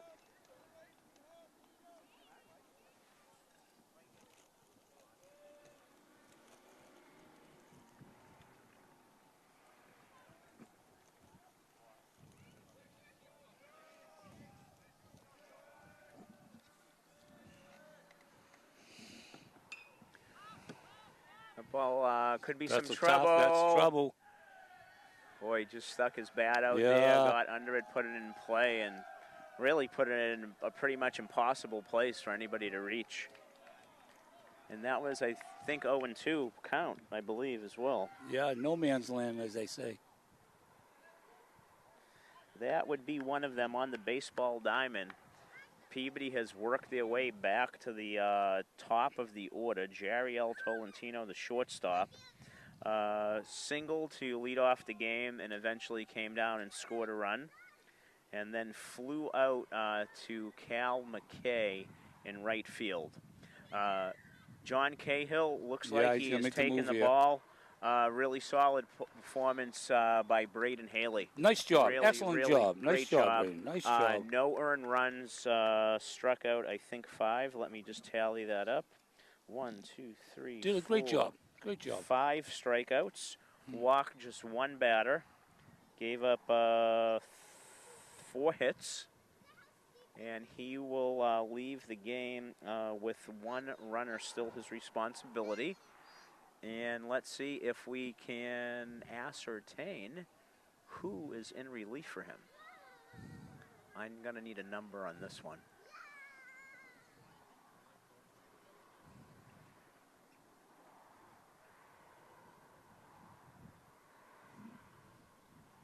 Is this, did Charlie Salerno come in from left field? Trying to get his number here. Yeah, that's Charlie Charlie Salerno. Yeah.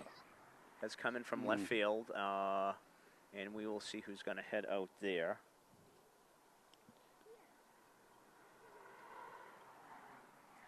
Do a little bookkeeping here, folks, while we get ready to watch some warm-up tosses from the Beverly left fielder, as we wait to see who the new left fielder will be.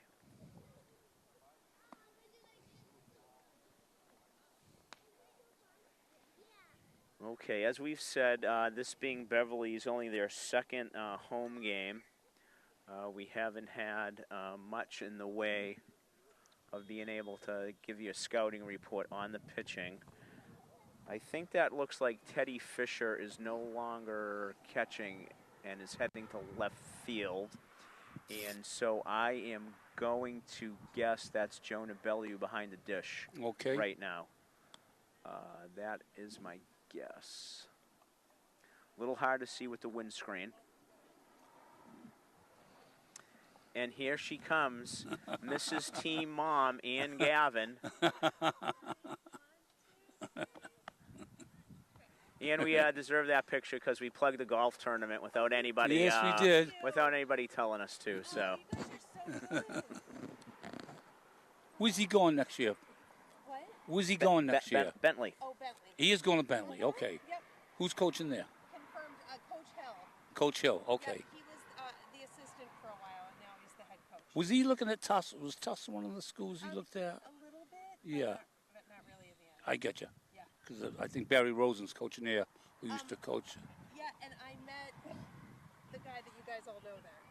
I talked to him. He was like he was an assistant coach. The pitching coach? My buddy, Kevin Curtin? No, Oh. it was someone who's like been with the program forever. Oh, Kevin just come over from MIT. Kevin pitched at Harvard. Played many years on one of our teams. Okay, here we go. Back in action. How many else? Top of the order. We got Jariel Tolentino, man on first, 1 out. Lays down the bunt, and that's going to go foul. Yep, good move. And that's a great call on the bunt. I like the bunt call. Yeah, that ball's in fair territory. I don't think there's any way Beverly's going to get him. No, that's, again, almost no man's land.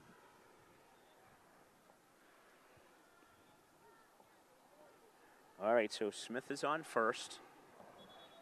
Tolentino in the box. No balls, 1 strike. Salerno on the mound. We believe Bellew behind the dish. A little hard to see. A number. I'm going by the throwing motion in the stance. 1-1.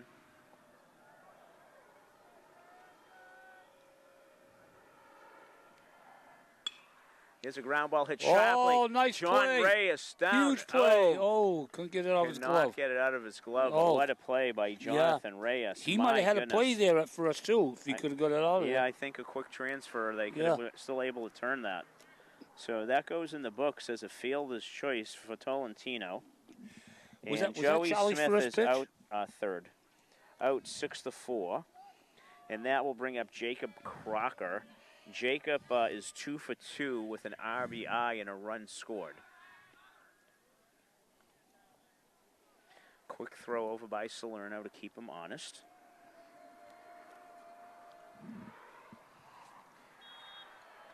Yeah, Noah Withy just not able to get that ball out of his glove. Oh, there's a pitch wide. Oh, here's a throw by Jonah. And he just gets in. Good throw, just the wrong side of the base, Al. I think if he got it on the other side, they could have had a shot at him. Yeah, the pitch was made him come out of his stance, but it was still in a good spot to handle, as you said.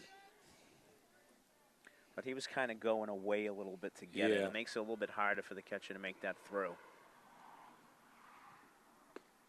That is a fastball pumped in on the black. Call strike. Got to get this out here. Keep it a 1-run game. Yeah, absolutely. As we said, coming into the 5th, this would be a big hold. Trying to get Jacob Crocker out for the first time today.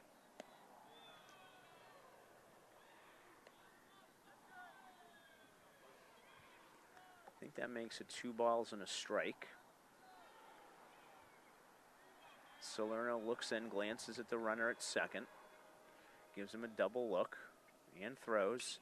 There's another good fastball that Crocker fouls off. Charlie doing a good job at keeping the runner honest, looking him off.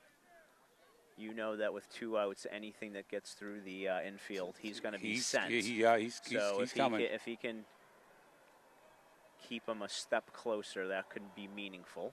Boy, he's getting a big jump down there. Charlie goes for that outside corner again, but misses. Again, scoreboard out, but I believe the count's 3-2. We're on the top of the 5th here, in case you just joined us. 3-2 Peabody. Man on second, 2 outs. Oh, look at right this. Up right the middle. up the middle. That's scoring him. Yeah. They got to keep him off second, though. They got to keep him off second. No. Where is the cutoff? Ooh. So a base hit up the middle by Jacob Crocker, who is now 3 for 3 with 2 RBIs. Clutch hit. Clutch hit. That's a big run. Yeah, it is indeed after the Panthers came and scraped their way back to make that a one-run game. This brings up Joseph Cunningham. Here's a ball Another coming ball to at us. Oh. It short hot me, Coach. There you go. That's going The down the chair hill. got me. The chair saved me. It did. Cunningham hit into a double play and grounded out to first in his previous 2 at-bats. This kid's going to get the ball, too. He is. Yeah. Good man. Yeah. Go ahead. You're okay. Hurry up. No, take your time. I'm only kidding. Misses outside, 2-0. Had a fan walking by, and I told her go ahead. And as soon as she started going, I told her to hurry up and yell. I was only kidding. Like to have a little fun back here, Al. Right? Keep it loose. Indeed. Here's another pop-up to our right. Wait, over to the right. Another ball. It's 2 strikes, so 2-2 or 1-2? No, the ball that almost got me distracted me momentarily. Can't believe. Yeah, you're right, though. I guess that's why so many baseballs are up here. That screen's in disrepair. You know, we got to check, make sure we're covered. This could be a dangerous job here. He calls strike 3 on that, and the inning is over. But the Tanners are able to claw one back from the Panthers. Yeah, 4-2 now. Coming into the bottom of the 5th. That's right. Who do you get coming up here, Al, when you get a chance? I know you're doing a book there, too.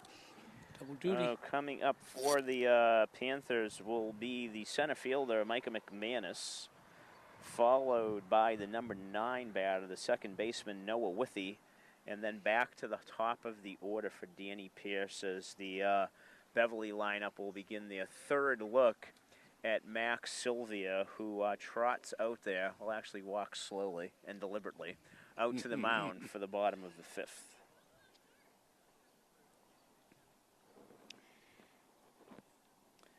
So that run is going to be charged to...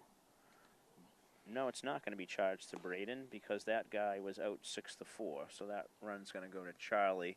So the book is closed on Braden Haley, who did not give up an earned run, struck out 5. Did a nice job. Great job. Good pitching performance. Yeah. Unfortunately victimized by 3 errors. But that's the game of baseball, Tom, because when you go to Fenway Park and you look to the right of the scoreboard, there's an R and an H and an E. So we keep track of those in baseball because that is part of the game. And unfortunately this year, our Boston Red Sox are leading Major League Baseball in errors committed. Listen, I told people before the season started, keep an eye on the Red Sox this year. They're going to surprise a lot of people. I think they're going to be a fun team to watch. They can run the bases. They picked up a lot of new parts during the offseason. And their pitching, as you know, is the game. They've been getting very good pitching. And the bats are now starting to come to life a little bit. They've won 6 of the last 7 now. Now if they can cut down the errors on top of all that, we're going to take off. And like I said, we've won 6 out of 7, even with all the errors and everything. But, yeah, you're right. Okay, McManus steps in. Good cut. Ooh. Oh, there's a little squibber, but it goes foul. He called foul, yeah. He did call foul. As you will recall, Micah had the first Beverly hit back in the 3rd inning on a ball into the shortstop hole that he beat out despite a fantastic throw by Jariel Tolentino. Now, Al, I'm looking straight out to center field with all the cars. Take a look at all the cars out there. And a good portion of them, I'm sure, here for the lacrosse game. That's quite a walk from there, especially with, parents and the grandparents especially, It might have to start getting a shuttle going across. And the night game I came to, it was pitch black. Oh, yes, another strike 3 another strikeout looking. That's going to bring up Withy with 1 out. Yeah, it was very dangerous. In fact, I left myself, and I walked from the football field. I left a little before the game was over, and I walked behind the backstop because I was parked over here in the parking lot. Yep. Pitch black, I'll tell you. It's, Yeah, the lights point down here at Beverly High School, which is great for no light pollution for the neighbors. But the first game I came to, I kind of walked across, and it was just amazing how dark it was outside the periphery of the lights. Yeah. There's a ball hit inside out swing to right field, but that's going to hang up in the air for an easy catch for Joey Smith, the right fielder. So quickly 2 outs here in the 5th, and that'll bring up Danny Pierce. Pierce, the third baseman, reached on an error and grounded out to shortstop. Panthers looking for a little bit of 2-out magic here. There's a curveball hit the other way. Ran in on his hands and squirted the other way, and we got a 4-3 and a 1-2-3 inning. Was that Pierce you just said? Yes, and a really significant hold for Max Sylvia and the Peabody Tanners. Well, speaking of Peabody Tanners, Tom, I want to go back a couple of innings ago as you were taking a walk down memory lane. Okay. You were talking about all the great shortstops that played at Peabody High School. Yeah. Is my memory wrong? Well, the shortstops I talked about were Beverly. Jay Gelwick and the 89 team. Okay. Yeah, I was talking about the Beverly shortstops. Okay. Peabody wouldn't know as much, Oh, gotcha. But I was going to say, is my memory wrong that our coach John Cahill played shortstop over at Peabody High School? He played for Peabody. I wasn't too sure, not too sure of position. Okay. John was a hell of a ball player, yeah. Matt Mello, the Damas High coach, was on that Peabody team like coach with Allison. Matt was a backup junior, and Matt was a hell of a ball player, but that team was so loaded, he didn't get all that much playing time.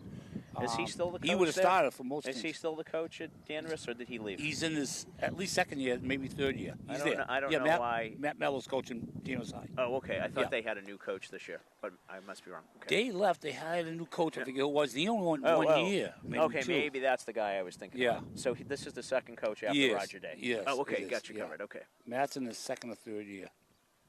Got you. Charlie Salerno back out to pitch the 6th inning.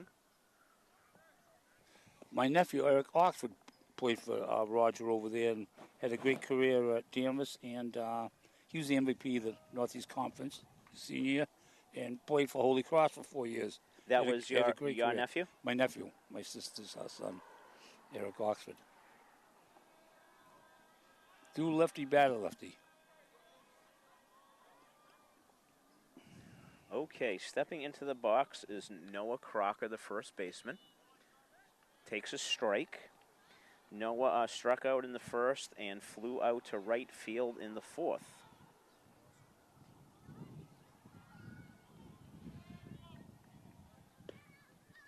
Strike 2.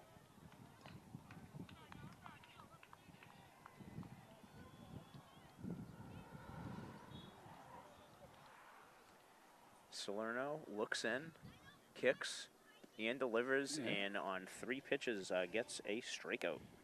All right, good start. So we determine that Fisher did go to left field, Al? Yeah, I watched them go out there, and the only thing that we haven't confirmed yet that Jonah Bellew is catching. Okay. But I'm moderately confident in that identification. I believe Jonah's number 6. Between the umpire, I can't the windscreen, see. Yeah, that's and the chest protector, it's a little difficult. Yeah, it's tough to see the number. We get it when he takes it off. There's an inside-out swing with the ball traveling out to right field. Ooh, Cal had it, lost it, and then comes back and catches it again. Makes that a little adventurous, but ultimately makes the catch. Was Haley the pitcher batting too? No, he wasn't. He was being DH'd for by Colby McLean. So who was Bello hitting for? Bellew won't be hitting, I believe, because he came in for Haley technically. Okay, so because the catcher goes to left field. I gotcha. So I believe Fisher stays in there. Yeah. Right. So And he's a senior, I think, Bellows, right? No, I believe Joan is old. No, you might be right. I'm getting old. I'm losing. I'm losing it. I was going to say a junior, but you might well be right. Let me take a look. I'm going to give you an answer to that, Coach. Okay, buddy. I'm not sure when. Keep an eye on the game for me, okay? You are right. How did that happen? How could Jonah be a senior? Man alive. Because one of the first things I ask, ask who's coming back, how's the pitcher and how's the catcher and what year is the catcher? I thought I heard he was a senior, and I knew Teddy was a catcher, and I knew he was a sophomore, and I knew he was a good ball player, but with the senior ahead of him, with more experience, he probably have to work his way in. I take a little different tactic than you do. I go back to when I coached his brother Casey, and then remembering how little Jonah was, and now remembering now Casey's a junior in college. Yeah. Huh? So, like, how's that happen? No. Casey was the member of the AAA White Sox that won the City Series for me. Well, I told you, you talk about someone in college that you coach, this and that, and I'm at the Beverly Peabody girls softball game. I ran into Hank the Champs, who played for me, who graduated from high school in '72. Do the math. All right, so a strikeout looking. Salerno strikes out 2 in the 6th. Holds the Tanners. Going to give Beverly down in the last 6 outs. McKay, McLean, and Salerno. McKay and McLean both scoring back in the 4th. The only 2 runs that the Panthers have will have an opportunity to get on base as Max Sylvia goes out there for the 6th. Kind of feel a little guilty that we haven't been counting pitches here. Rich Francis always has his clicker, except he puts it in my hand. Oh, okay. Where was my clicker? I should have brought that today. So in case you are doing the math, Hank the Chance graduating in '72, when he was, I coached my first Babe Ruth team, senior league, it was called senior league back then, 13, 14, 15. So Hank was 15. I was only a 22-year-old kid coaching, that young. That was my first team. And my first year, we lost in the 3rd and final game championship over at Balch. A kid by the name of Phil Welch beat us. 1-0 in the first game, and 7-6 the 3rd game. Phil went on the pitch for Providence, got drafted by the Red Sox. Wow. Phil used to pitch left-handed down the playground. You had playground teams back then? Yeah. Phil would pitch lefty during the day if he had a game that night. So he could pitch right. Yeah, and he still strike out about 10. Phil was just a phenomenal athlete. All right, Cal McKay steps up. Cal has a strikeout and a hit by pitch to his credit with a run scored. So he's going to try to start something here in the 6th. Gets that curveball, he fits it out, but the shortstop yeah, he covers a lot of ground. He made that look like a routine play, like nothing. Beverly staying aggressive, going after pitches early in the count, but haven't really barreled up too many here today. 2, 3. So this is a 3 batter here we got, right? Colby McLean, the DH. Got to get something going here. Down 2. Colby reached on a base hit his last at bat and scored a run. Came in on the Teddy Fisher RBI single.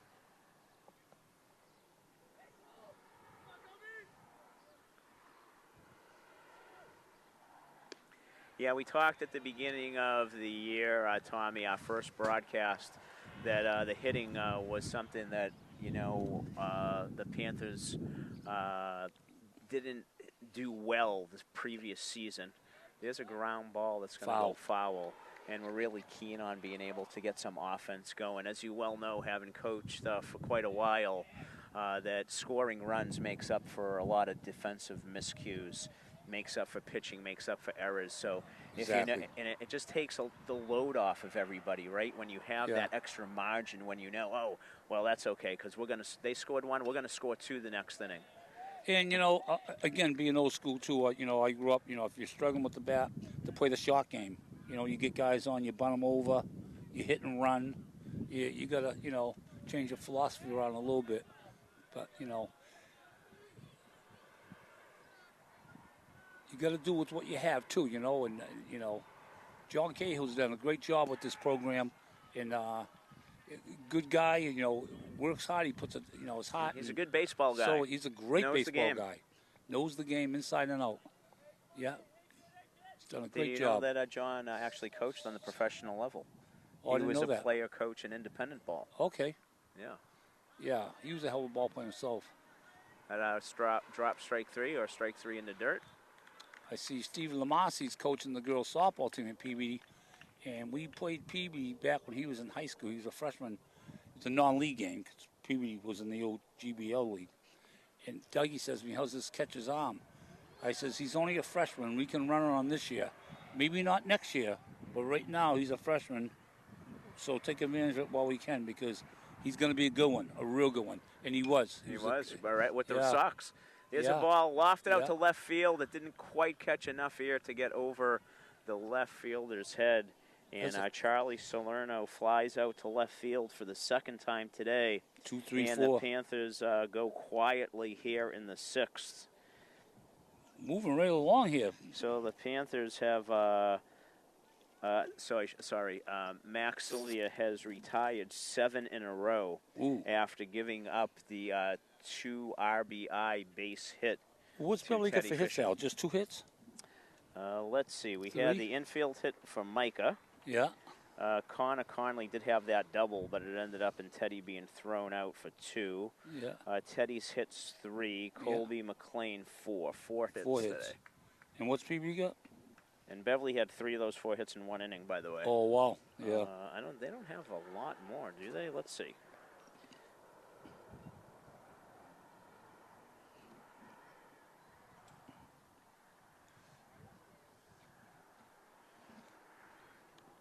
Five hits for Peabody.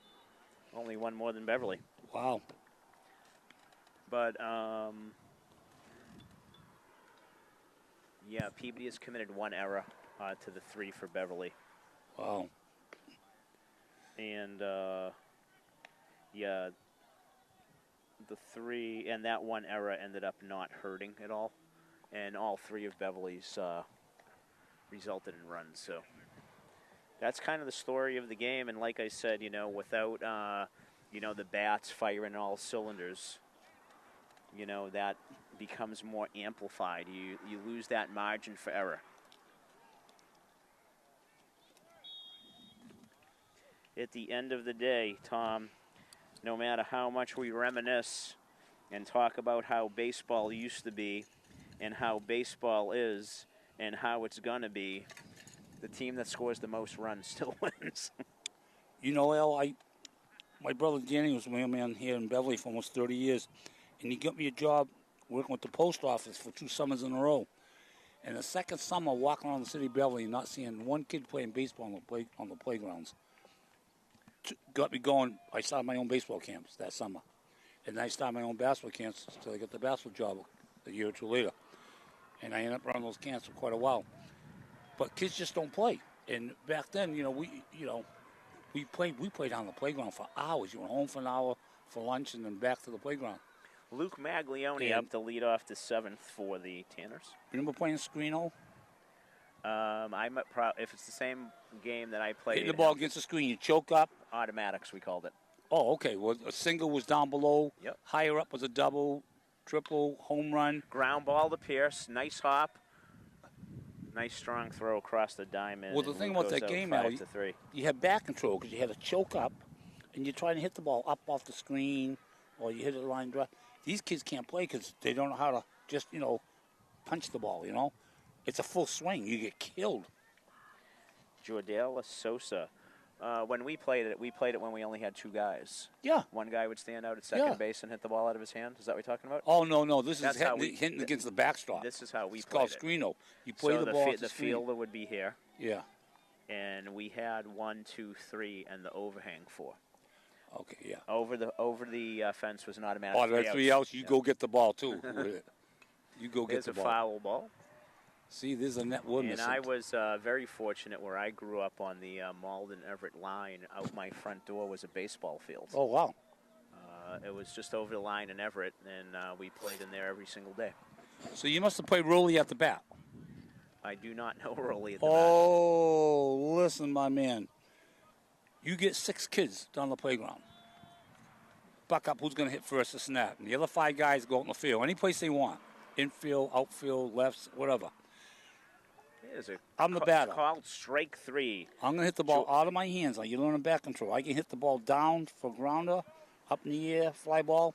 The first person to get either 6 ground balls or 3 fly balls gets the bat next, okay? But Hang on one second, Tommy. Joey Smith, the number 9 batter, the right fielder, steps into the box with 2 outs. Charlie rang up a strikeout there looking of Jordalis Sosa while we were talking about Rolly ball.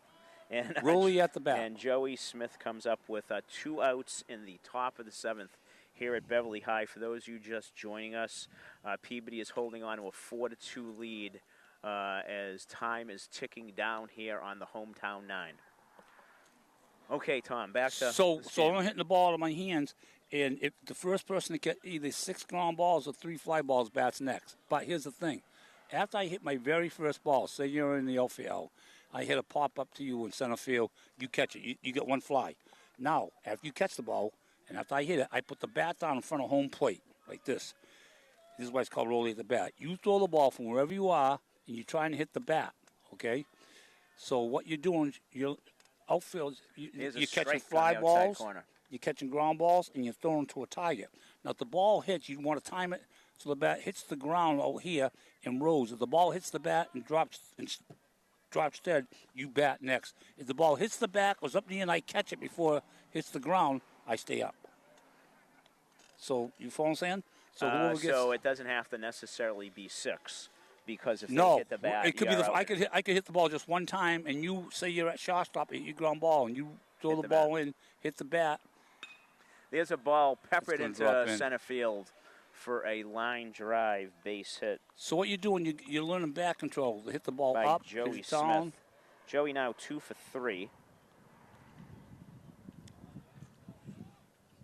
Brings up Jariel Tolentino, top of the order.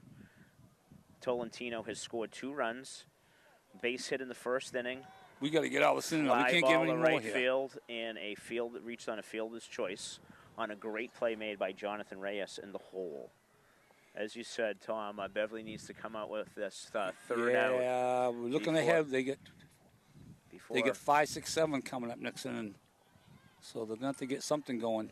I haven't seen any action in the Peabody pen, so I'm guessing Sylvia is going to try to go the distance. Well, yeah, he's kept Beverly off balance a little bit. That It's a curveball's been tough. Tough all day. Charlie gets him chasing a little bit. And Charlie's a junior, right? I believe so. Pretty good basketball player. Yeah, I know he played his freshman year. Went track and field this winter. Yeah. And had some very good success at the high jump. Great athlete. Great athlete.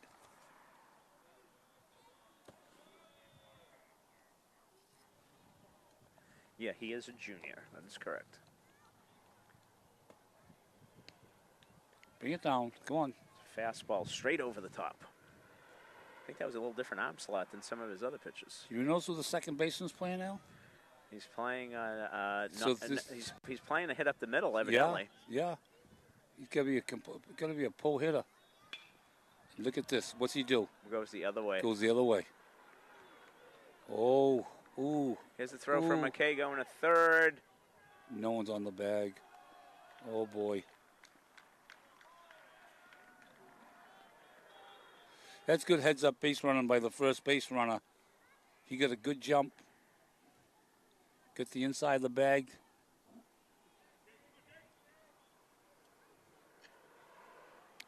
Beverly can't afford to go down anymore than they're down 2 as it is. This is a huge at-bat here. Yeah. And from Beverly's perspective, not the guy you want to see up who's been 3 for 3 today. Yeah. But I guess if you want to go with the law of averages, you got to make an out eventually because Yeah. it is the game of baseball. No, Cahill's just decided to put him on. And, Excellent decision. No, I would think there's no outs here, right? 2 outs. Oh, is it 2 outs? Okay. So we got back. Jaden Cunningham up. Jaden's hit into a double play. Yeah. Has popped up to the first baseman and struck out. Okay. So now after that, Coach Cahill making a trip to the mound.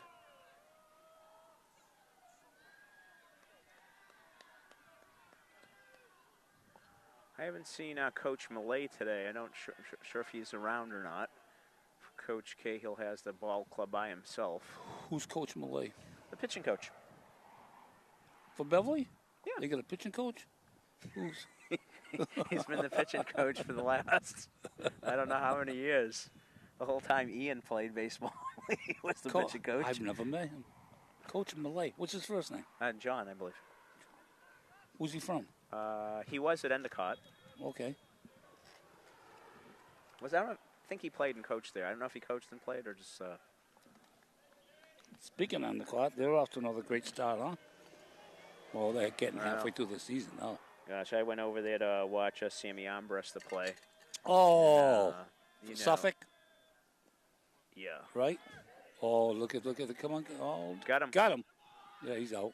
He's got him. All right, that is the unconventional way, but a ball that gets by Bellew. Yeah, either way they sought to be out. Great job retrieving it. So he'll go out.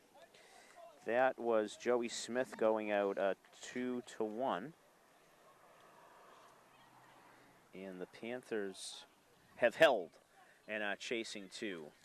I went over there the other day, and there's a couple local kids playing over there in Suffolk. They have Gilday's still there. Is he gone? 54 guys on the roster. Endicott. Yeah. Gavin Gold played baseball at St. John's Prep. Okay. Beverly kid. Played Beverly Legion baseball. Played. Yeah, that's why I know the name. Okay. Played Beverly Little League. Yeah. Gavin Gold's a freshman. Freshmen get the lowest numbers. I think he's number 52. Wow. Something like that. And they were all dressed for the home game, and it looked like they were standing on each other's shoulders in the dugout. It was absolutely, it was very impressive. I went to see a game last year. The same thing. I was impressed with the numbers. But you know what happens in that program because they have been so good. And, of course, last year they made the College World Series. The year before they just missed getting out of the regionals.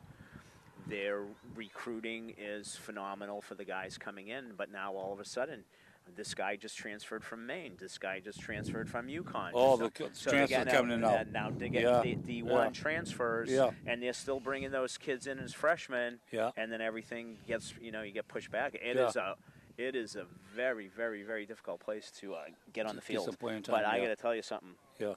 Embarrassment of riches. The team's so talented. Yeah. It's really fun to watch him play.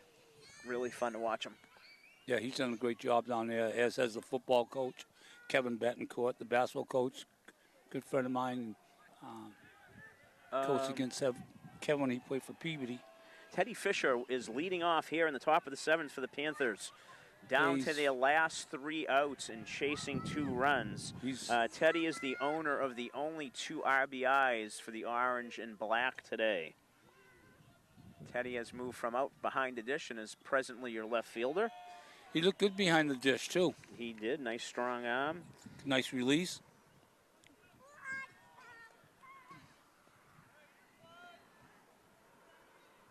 Max Sylvia trying to go the distance here for Peabody. Still looking sharp with the curveball down and in. Good cut. Pulled his head out a little bit. Keep the head right in there, Teddy.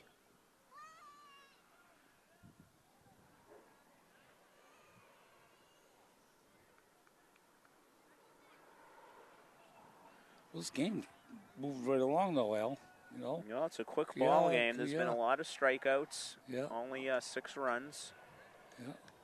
I'm not sure how many quabs there have been today, Coach, but there hasn't been a lot of deep counts.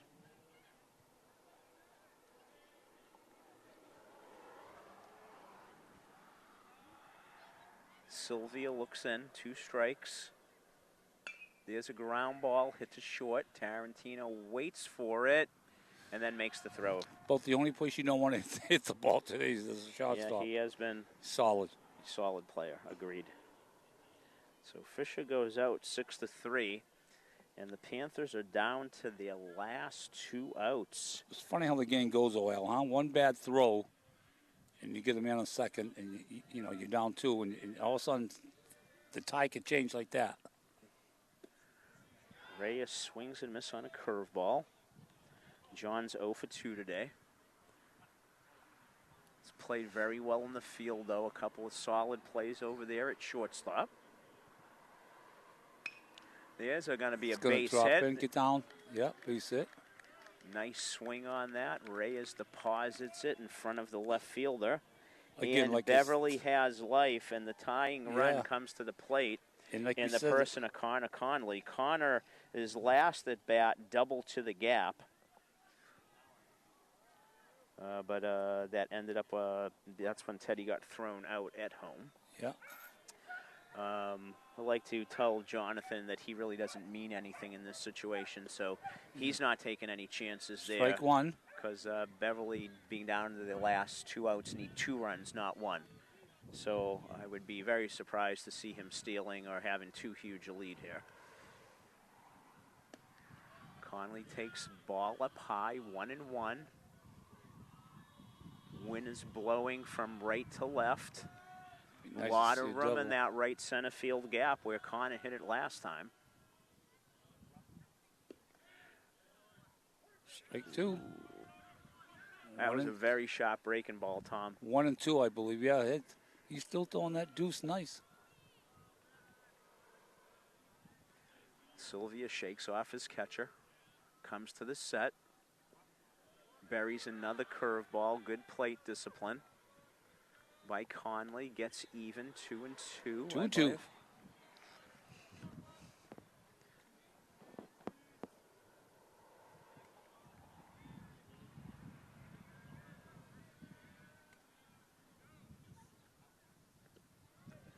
Ooh. That one bounces in the dirt. I'll tell you, this is a big pitch. Movement.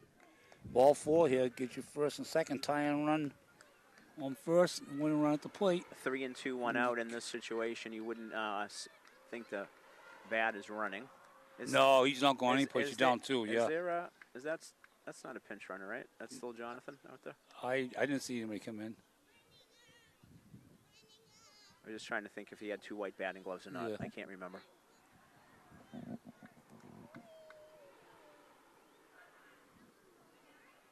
A lot of times with 3-2 and 1 out, you'll start the runner to stay out of a double play. But at this juncture of the game, you don't want to strike out, throw him out. Ball That's 4. ball 4. Okay. Great All of a sudden, our bat. bench is coming to life here now.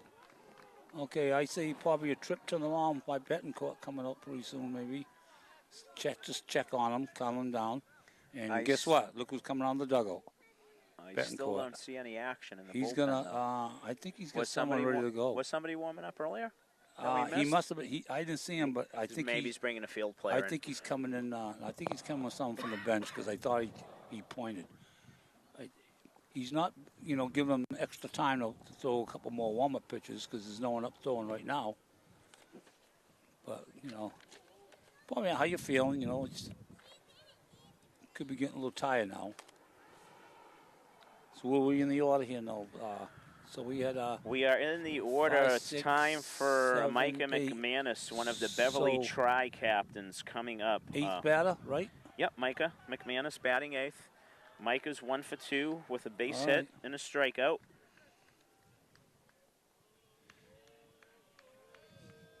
I like right here now. I don't know how good a hitter he is, a bunter, but push one down to third. One bad throw. Boom. Here it is. Look at. I was just saying that. This ain't and this kid's kind of hugging the bag there. I'll tell you. I think and the other thing that does, if the third baseman charges, it gives you a way to steal. Yep. Gets you runners on second and third. So whether that was a fake bunt or not, or that was something legit, let's see. There's a curveball bounce foul just outside the first base line.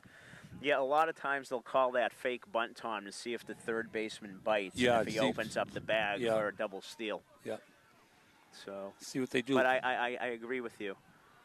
A bunt down there forces them in. You at the very least get second and third, and you're base hit away from tying the game. And you put a little pressure now because, you know, they'll get a little pressure on it. You know, it's only a 2-1 game, and you got to make a play. You make a bad throw now, it's going to score the kid from second and probably put the kid on first, on third, tying run on third. Noah with less than 2 outs. On deck. Another ball. What's the count here? I think it's 2 and 2 and 2. 2 and 2. Looks like 2 and 2. Another big pitch here, I'll tell you.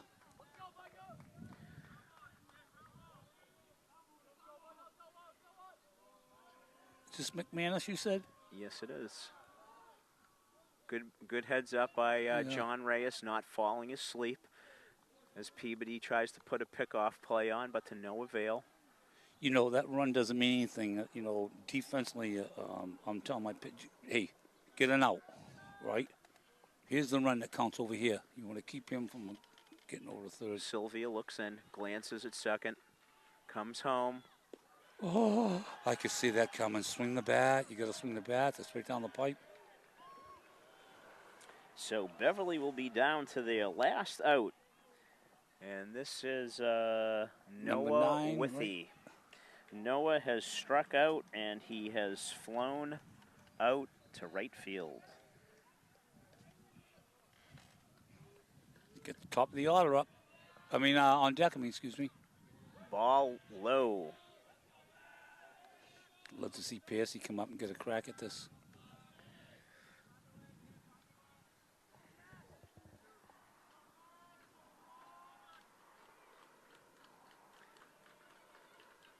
Sylvia steps off. The hardest out in baseball. Yeah. Is the last out. Let's hope it's that way today. 1 ball, no strikes. Sylvia delivers. That is a strike. Gets back even, 1-1.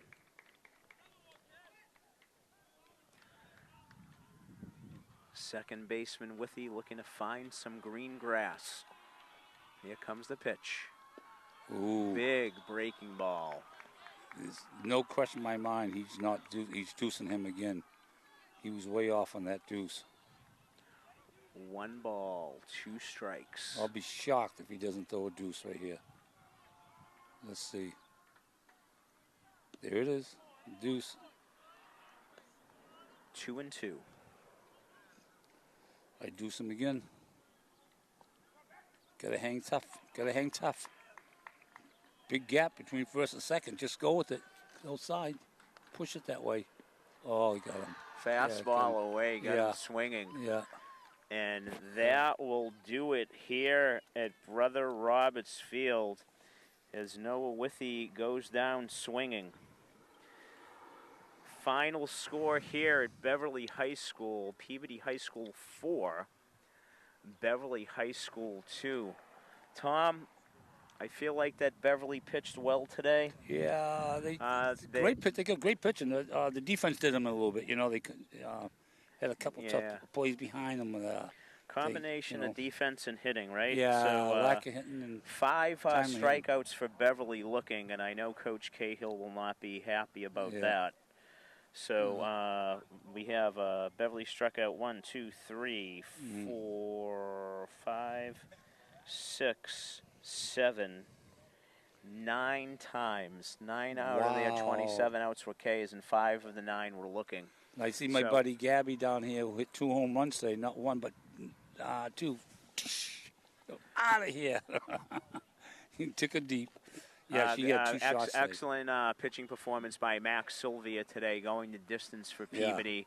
As Peabody gets back on the winning track, and Beverly now is losers of their last 3, I believe, fall to 3 and 4. Peabody goes to 5 and 2. Going to be a fairly quick turnaround for Beverly over the weekend. We'll take on Andover at noon here at Brother Roberts Field. And I noticed, too, that was Mike Levine, who coaches the Legion team, who's done a terrific job at that program, by the way. Just gave me a wave As he was down near the Beverly dugout here. Thought that was him. Wasn't sure to return and wave. Okay, But we are going to sign out here from Beverly High School. Once again, final score, the visiting Peabody Tanners 4, the hometown Beverly Panthers 2.